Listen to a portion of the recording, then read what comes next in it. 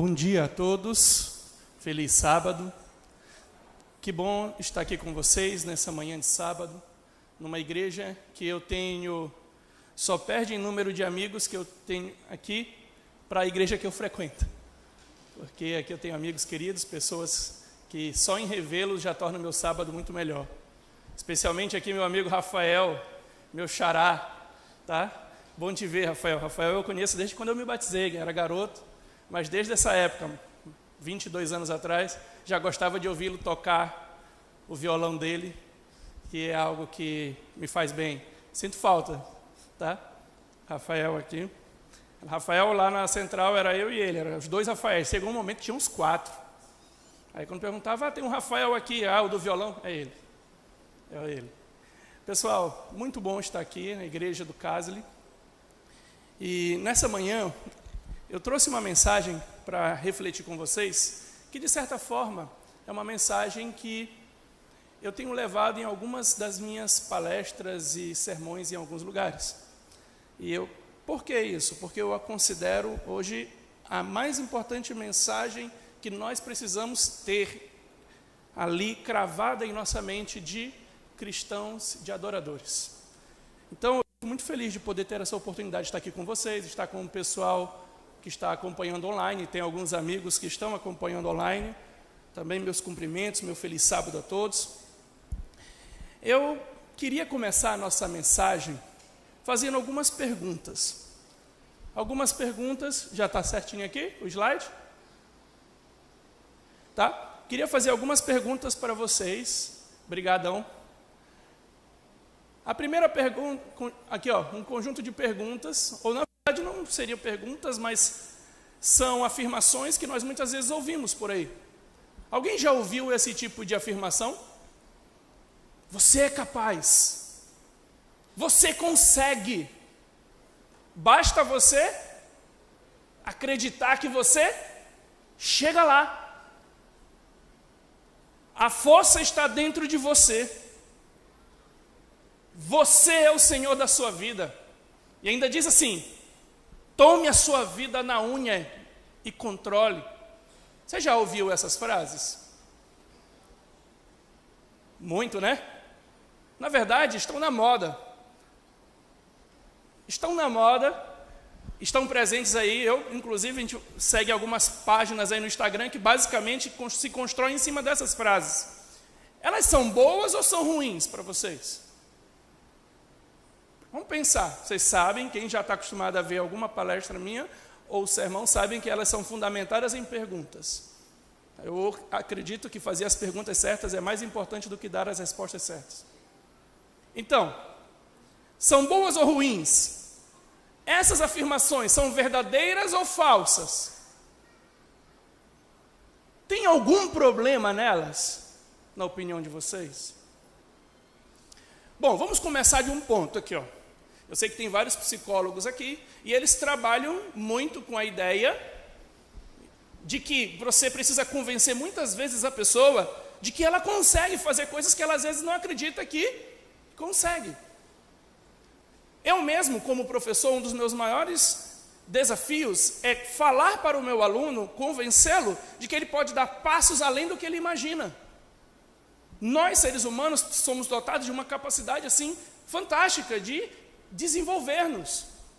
Estar aqui e entender que teu cérebro, que é hoje a máquina que eu mais admiro, já disse isso algumas vezes, se eu fosse fazer um doutorado novamente, talvez não fosse na área que eu fiz cosmologia, apesar de amar essa área, mas hoje seria na neurociência, por saber como isso pode ajudar as pessoas. O teu cérebro, ele tem uma capacidade de regeneração fantástica. Você pode se tornar alguém com pequenas mudanças totalmente diferente do que você é hoje.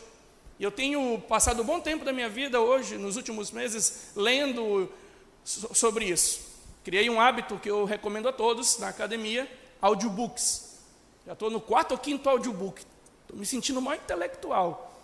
Depois vem aquela foto do Instagram, uma pilha de livros. Li todos. Só no audiobook da academia. Bom, mas o fato é que em vários deles, pesquisas muito bem fundamentadas atestam que você pode, com pequenas mudanças de hábito, transformar completamente a tua vida. E tem vários exemplos disso. Tudo bem, mas parece que essas declarações, elas dizem algo a mais do que isso. Elas parecem dizer também que todo o poder está onde? Em você. Elas também parecem dizer que você é suficiente. Você se basta. Elas até se harmonizam com algumas frases comuns na mídia, aí como minha vida, minhas regras, porque você é o Senhor. Parece que ela diz assim, que em você há algo, que há tudo que você precisa. Esse algo satisfaz todas essas suas necessidades. O problema dessas frases está em textos bíblicos como esse aqui, ó.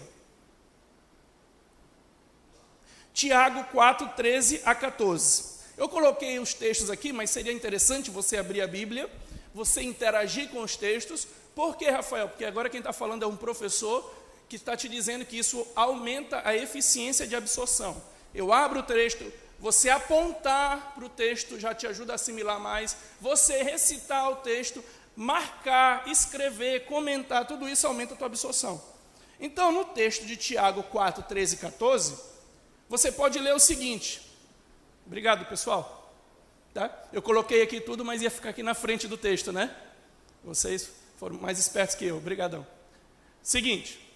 Pessoal, Tiago 4, 13 e 14. Ouçam agora, vocês que dizem, hoje ou amanhã iremos para esta ou aquela cidade. Passaremos um ano ali, faremos negócios e ganharemos dinheiro. Essa frase não poderia ser parafraseada com todas essas que eu falei aqui um pouco? Você que diz, eu vou fazer isso, eu vou alcançar isso, eu vou conseguir isso. Aí Tiago continua, vocês nem sabem o que lhes acontecerá amanhã. Você não sabe o que vai te acontecer daqui a pouco. Você não sabe o que será do tempo, alguns minutos ou segundos depois. E aí ele continua. Que é a sua vida? Ele pergunta.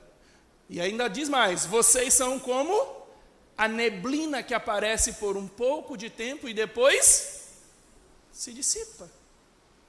Parece que a Bíblia pouco discorda dessa filosofia da capacidade onipotente, né, quase onipotente do ser humano. Parece que a Bíblia fala que o ser humano não possui esse controle absoluto. Parece que nós, segundo a Bíblia, somos limitados no tempo e no espaço. Flávio, bom te ver, Flávio. Você e o Rafael, é muito bom ver. Eu mandei mensagens para várias pessoas, uma mensagem bem genérica para ver. Se você estiver em São Luís, venha para o caso. Aí o Flávio diz, eu vou. Rafael, eu vou. Que bom, né? Deu certo a mensagem. Bom, pessoal, vocês são como uma neblina. Parece que a Bíblia está dizendo que o homem não possui esse controle total. E não temos esse controle total por duas razões. Nós temos uma limitação, tanto no espaço quanto no tempo. Você não tem como estar em todos os lugares ao mesmo tempo e você não tem como saber ou controlar o futuro, muito menos o passado, por mais que nós gostamos de assistir o filme De Volta para o Futuro. Mas é só um filme. Você tem limitações espaciais e temporais. Agora entendam bem, e essa é uma frase que vai ter a conotação da mensagem toda. Nós somos limitados ontologicamente, pela própria natureza de quem somos.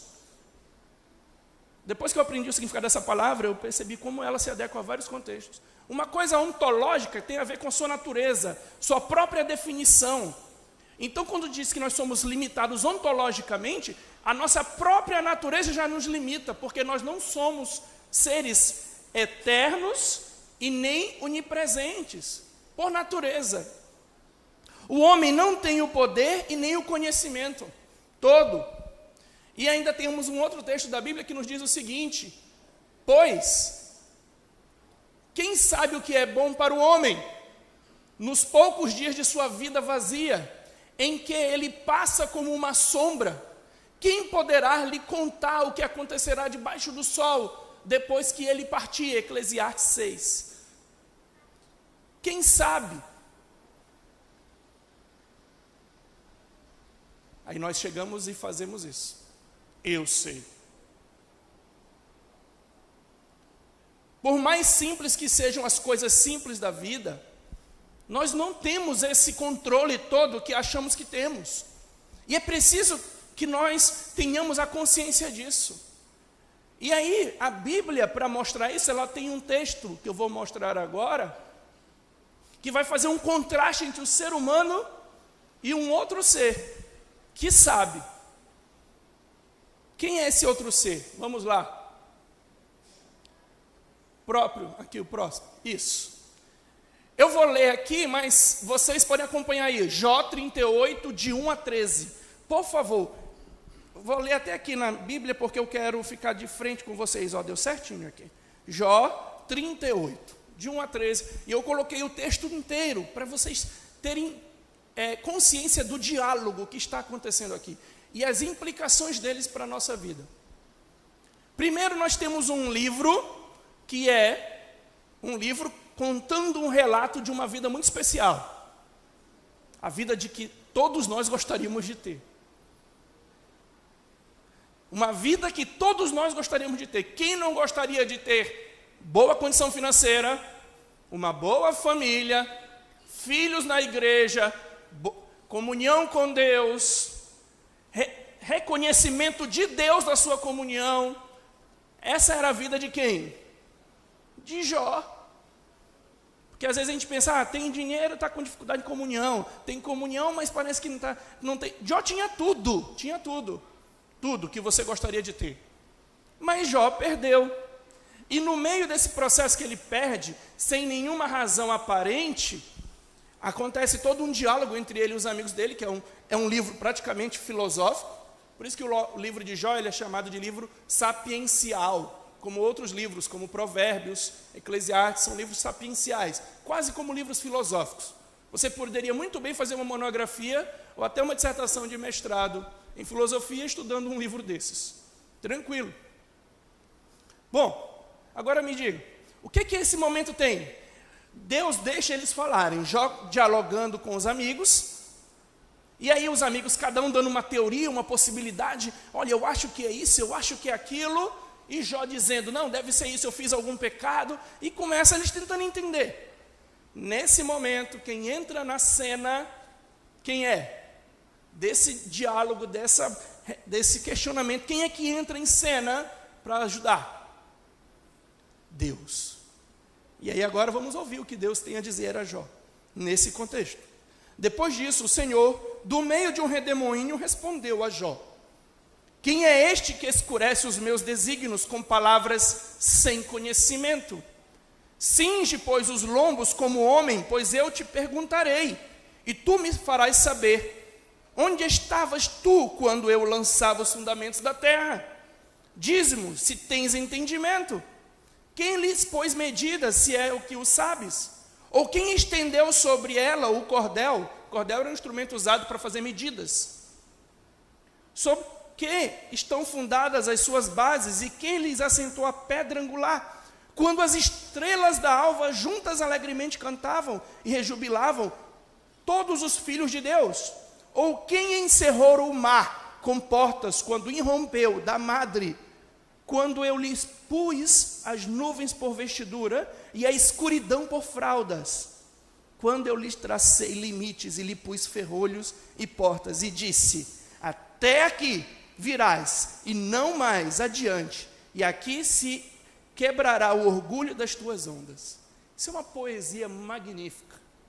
É incrível que Deus use a poesia para fazer uma afirmação dessa. O que é que Deus está falando nesse diálogo aqui? Está dizendo o seguinte: Jó, como tu podes querer entender a realidade quando tu é criatura? Onde tu estavas quando eu fundei o universo? É isso que Deus está dizendo. Onde tu estavas quando eu estabeleci as leis da gravidade para reter a água? Onde tu estavas quando eu cobri o universo de estrelas? Como podes tu querer dizer o que é e o que não é. Então, a distinção entre seres humanos e Deus está bem delineada nesse texto. Seres humanos são criaturas, e como criaturas são ontologicamente limitados. Deus é quem? Criador. Por isso ele não está ontologicamente limitado. Ele tanto tem o poder como criador, como ele tem a sabedoria. Então ele sim sabe. O contraste aqui é claro entre a insuficiência e limitação humana e a soberania e o poder divino. Esse é o tema da mensagem de hoje. O poder e a autoridade de Deus, segundo essa linha de argumentação, repousa onde, pessoal? No fato de Deus ser quem? O Criador.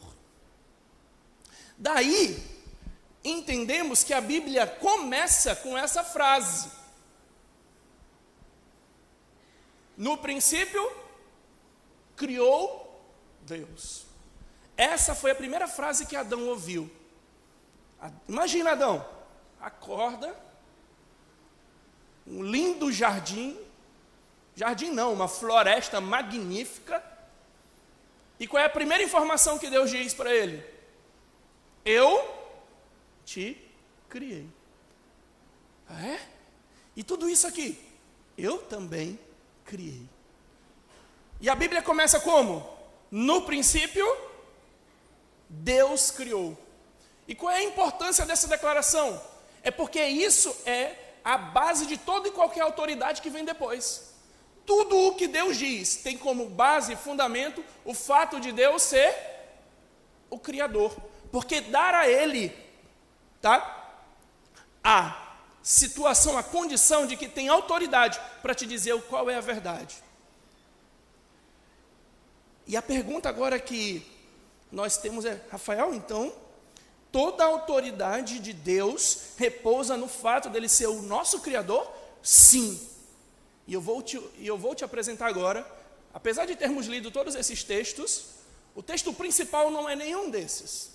É um dos textos que eu estudei junto lá na Igreja Central, numa série que desenvolvemos aos domingos, sobre o livro do Apocalipse, onde estudamos todos os capítulos. Acho que foi de novembro a fevereiro. E ao estudar todos os capítulos aos domingos, eu me apaixonei por 2 deles. Vários outros são fantásticos, mas esse eu me apaixonei, esses 2. E um deles eu quero apresentar a vocês, porque o objetivo desse capítulo é magnífico. Eu vou pedir que vocês abram suas Bíblias em Apocalipse capítulo 4. Apocalipse capítulo 4. O que tem esse capítulo de especial, Rafael, que você fez toda essa menção? Nesse capítulo, ele vai dar mais fundamento para a tese base de toda a mensagem de hoje. Deus é soberano porque Ele é o nosso Criador. E não só nosso. Você vai ver nesse texto de Apocalipse que Ele não é só nosso Criador. Ele é o Criador. O que é que nós temos no capítulo 4 aqui? Nós temos uma cena magnífica do título, não sei como está na Bíblia de vocês, na versão, mas aqui está a visão do trono de Deus. E é feita uma descrição do trono de Deus. E é uma descrição assim incrível do trono de Deus. Primeiro tem o trono, ao redor do trono, visualizem aí comigo. Você tem o trono, ao redor do trono tem 4 seres, um de cada lado, são 4 seres viventes. Eles têm uma aparência diferente, Esses 4 seres viventes estão ali. Ao redor dos 4 seres viventes tem 24 tronos. Imaginem, 6, 6, 6 e 6. E ao redor desses tem mais grupo aqui, tem mais um grupo. De quem, Rafael? 144 mil pessoas. Estão divididos em grupos de 4. 144 mil. E ao redor desses 144 mil, miríades e miríades de anjos. Eu estou só fazendo um resumo do início do capítulo. Essa é a cena, e está o trono de Deus. E vejam o que acontece nesse momento. Todos estão centrados em Deus, a vida deles está centrada em Deus. E aí eles falam no versículo 8, olha o que é dito aí, ó. E os 4 seres viventes, tendo cada um deles respectivamente 6 asas, estão cheios de óleo ao redor, e não tem descanso nem de dia, nem de noite, porque eles estão fazendo o quê? Proclamando o quê? Olha isso, santo, santo, santo é o Senhor, o Deus Todo-Poderoso, que era, que é e que há de vir. Pessoal, essa é uma declaração profunda. Primeiro ponto, todos estão ao redor de Deus. Tudo gira em torno de Deus, do Senhor. E eles declaram, o Senhor é especial, o Senhor é santo, o Senhor, porque o Senhor é todo-poderoso, já declara que Deus tem todo o poder, e declara ainda de que Ele era, é e o que há de vir. Essa parte é um pouco misteriosa. Por que é dito isso? Era, é e há de vir. O que vocês separariam? Se eu pedisse para vocês falar, era, é, há de vir. Uma palavra para era. Passado. É, há de vir, futuro. E o que quer dizer isso, Rafael? Vou te dizer porque, através de um outro texto bíblico que diz a mesma mensagem de uma outra maneira. Êxodo 3,14. Vocês lembram desse episódio? Quando Moisés pergunta, eu vou diante do faraó, maior autoridade da terra, e eu vou dizer o quê? E eu vou ao povo e vou dizer o quê? Aí ele diz, diga que eu te enviei. E quem é esse que eu vou dizer? Eles, o eu sou. E aí ele diz, ó, eu sou o que sou. É isto que você dirá aos israelitas, eu sou, me enviou. Essa para mim eu costumo dizer que é a frase mais absoluta da Bíblia. Eu sou. E por que isso é tão importante, Rafael? Porque nenhum fora Deus é. Todos nós, além de Deus, estamos sendo. Heráclito de Éfeso disse que ninguém pode mergulhar em um rio 2 vezes. Por que ele disse isso? Está em muitos livros de história aí. Por que ele disse isso? Porque não existe, o rio ele flui. Então a cada mergulho já é um outro conjunto de situações. Já é outra experiência, já é um outro rio. Então pensem comigo. Quando Heráclito diz isso sobre o rio, ele está falando isso sobre a vida. E na verdade ele está falando isso sobre tudo. Todos nós, cada um de vocês, incluindo a mim, nunca somos, nós estamos sendo. A cada momento aprendemos, a cada momento trocamos a nossa camada de pele, você está soltando pele. A cada momento você está reenergizando, trocando a energia do seu corpo. Por quê? Num processo de digestão, recebendo nova energia, nova vida, vivendo, tendo novas experiências. A cada momento você é uma pessoa diferente. Porque você é uma criatura. E criaturas estão imersas numa linha temporal onde ele fica à mercê do tempo. Nós estamos esperando, vivendo o tempo. Mas existe um ser que não vive o tempo. Ele interage com o tempo, mas ele não vai estar sendo. Ele é. Ele é no passado, por isso que ele era. Ele é no presente e ele é no futuro. Deus é. Isso, se nós fôssemos mergulhar nessa frase, tem muitas implicações, como por exemplo, para Deus o sacrifício de Jesus é o tempo todo. Para nós ficou há 2000 anos atrás, para Deus é o tempo inteiro. Porque Ele é. Deus é. Quando diz isso, lá, quando eles estão, os seres viventes, o Senhor é todo-poderoso e o Senhor é absoluto. E aí continua. No versículo 10 do capítulo 4 ainda diz assim, agora, depois que os 4 seres viventes falam isso, aí entra em cena os 24 anciãos e os outros, e diz assim, ó, os 24 anciãos prostrar-se-ão diante daquele que se encontra sentado no trono, adorarão o que vive pelos séculos dos séculos, depositarão as suas coroas diante do trono, e o que é que eles vão proclamar? E o que é que eles proclamam? Olha que mensagem eles proclamam. Primeiro ponto, se prostram diante daquele que está sentado no trono e o adoram. Por um tempo, eu fiquei pensando, essa cena parece a cena de um megalomaníaco, aqueles personagens de desenho que precisam ser reconhecidos, adorados. Ele sentado e todo mundo adorando. Mas não é uma ação provocada, é um resultado de um reconhecimento. Você tem essa postura diante de Deus? Você se prostra diante de Deus? Você adora a Deus? E só uma informação, eu tenho um sermão sobre isso, mas você sabia que a origem das duas palavras é a mesma? Prostrar e adorar? Prostrar e adorar tem a mesma origem, porque significa a mesma coisa. Você se entregar integralmente a Deus, esse processo. E eles fazem isso. E o que é que eles dizem? A parte mais importante. Eles lançam as suas coroas diante do trono e dizem o quê? Tu, Senhor, é Deus? E agora a frase mais importante que eu queria trazer desse capítulo para vocês. És digno de receber quem? A glória, a honra e o poder. Mas por que ele é digno disso? Porque criaste todas e por tua vontade elas e foram criadas. Deus não é só o nosso Criador. Deus é o Criador de todas as coisas. E ao ser o Criador de todas as coisas, ao ser o Criador, ele tem a autoridade, a soberania de dizer o que é e o que não é, o que deve e o que não deve ser feito. Ele tem autoridade, é dele. E aqui é um ponto importante. Vocês percebem que o próprio texto bíblico diz isso, e se você for ver em vários momentos da Bíblia, essa é a base da argumentação. A dignidade e a autoridade de Deus se fundamenta no fato de Deus ser quem? O Criador. E ele usa isso como argumento o tempo inteiro.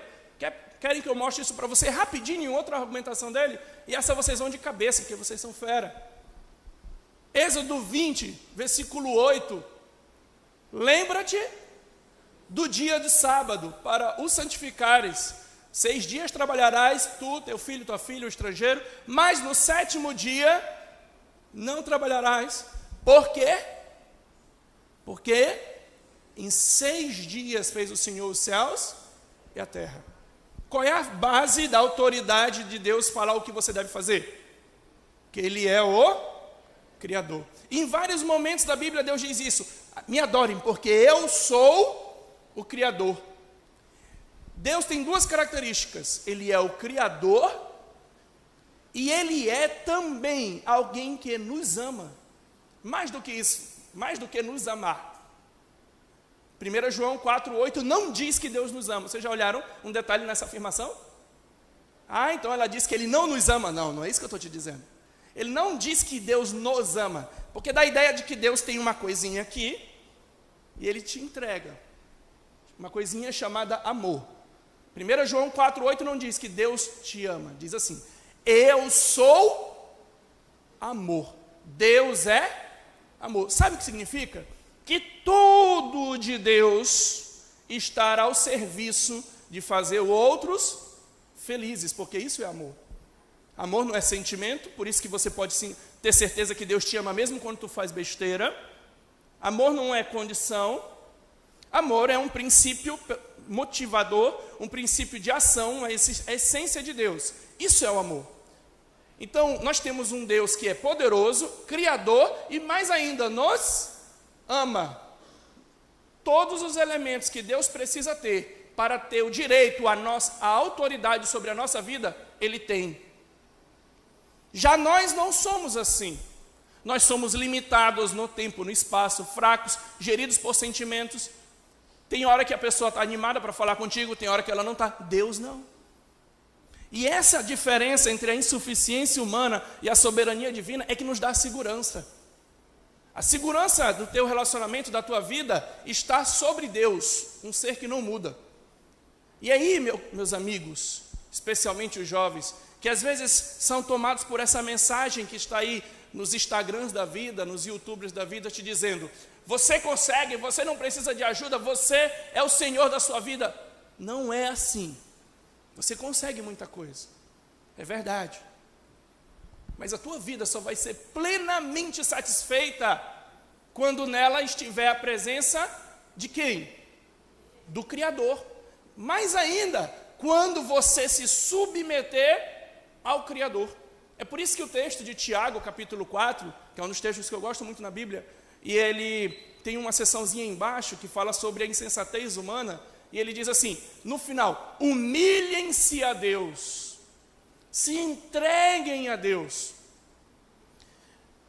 E mais ainda, se você for perguntar, mas interessante, Rafael, fala de Deus, mas esse texto, ele também fala, essa argumentação serviria para Jesus? Por favor, abram Colossenses capítulo 1. Colossenses capítulo 1. Quero deixar esse texto como base para vocês refletirem depois, tá?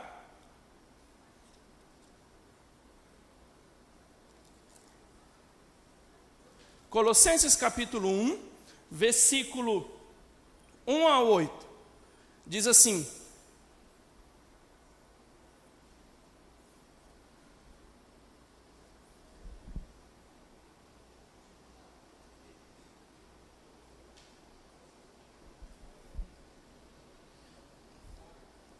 deixa eu ver aqui, eu acho que eu botei o texto errado. Ah, está aqui. Na verdade é 1, não é de 1 a 8, está errado. É o 15. Este, falando de Jesus, Paulo falando sobre Jesus. Este é a imagem do Deus invisível, o primogênito de toda a criação. E continua, pois nele foram criadas todas as coisas nos céus e na terra. E sobre a terra, as visíveis e as invisíveis, sejam tronos, sejam soberanias, quer principados, quer potestades. Tudo foi criado por meio dele e para ele. Então, toda a autoridade que repousa sobre Deus, no capítulo 4 de Apocalipse, também repousa sobre quem? Sobre quem? Jesus. E mais, eu falei para vocês que eu fiquei apaixonado por 2 capítulos. O 4 e o 5. O 4 fala da dignidade e autoridade de Deus. E sabe o que o 5 faz? Vou deixar para vocês lerem em casa, mas eu vou te fazer um spoiler. No capítulo 5, a pergunta que rege o capítulo 5 é porque aparece um livro enrolado, em rolo. E esse livro em rolo, ele tinha vários selos. E quando eles apresentam esse livro, há uma tristeza, um momento de pergunta. Quem pode abrir esse livro? Quem é digno de abrir esse livro? E não é encontrado, num primeiro momento, ninguém digno de abrir o livro. E naquela hora, que não é encontrado quem é digno, sabe o que acontece com João? Ele chora profundamente. Ele chora muito, copiosamente. Até que alguém fala, se eu não me engano, um dos seres viventes diz assim: calma, tem alguém que é digno. O leão da tribo de Judá. E aí tem uma brincadeira linguística bem interessante no livro. Assim, o leão da tribo de Judá. E quando tu ouve essa parte, tu já imagina que aquele leão vindo, né? Ele é digno de abrir o livro.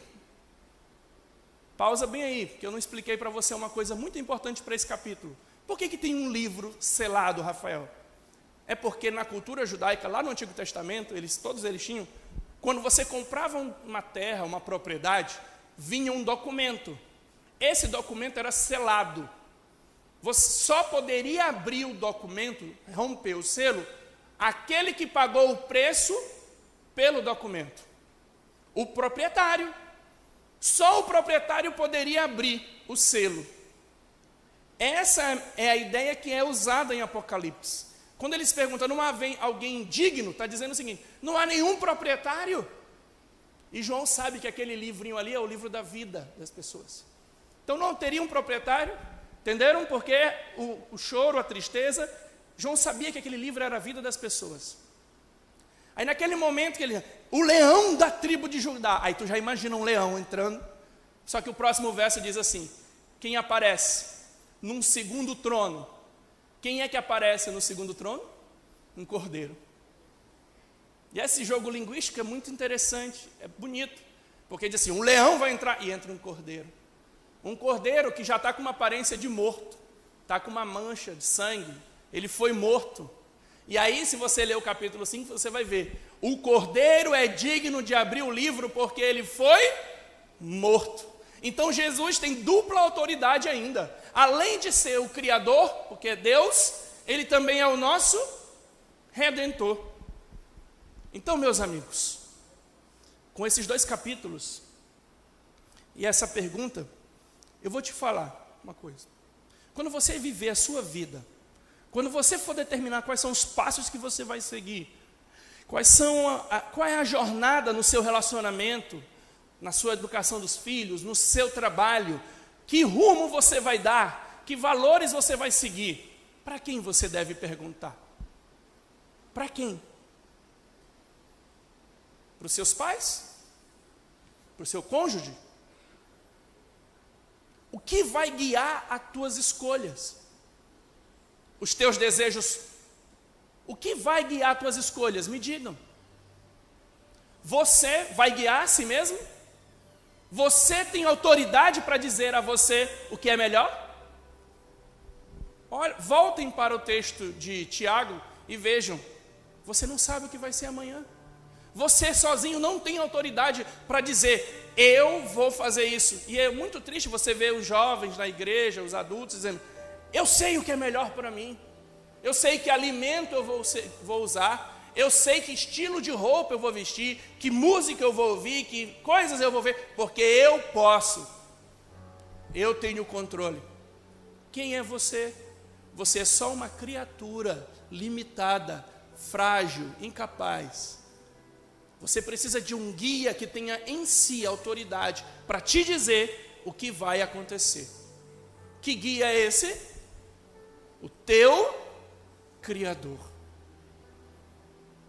O Criador dos céus e da terra, o Criador de tudo, aquele que os próprios seres celestiais se ajoelham diante dele e dizem, o Senhor é digno porque é o Criador. E vocês precisam ter como Senhor Jesus, que além de Criador é o seu Redentor. Então Deus sim tem base filosófica, lógica, racional para te dizer qual é o caminho que você deve seguir. Não eu, não o pastor, não você mesmo, não sua esposa, não seu pai, não sua mãe. Deus tem. Eu sei muito bem disso, porque eu entrei na igreja, meus pais nunca se tornaram adventistas. Então eu tive que escolher seguir a palavra de Deus, não a minha, nem a dos meus pais. Que Deus te ajude nessa jornada, para que você seja alguém guiado por um ser que realmente tem autoridade para ser o Senhor da tua vida. Amém.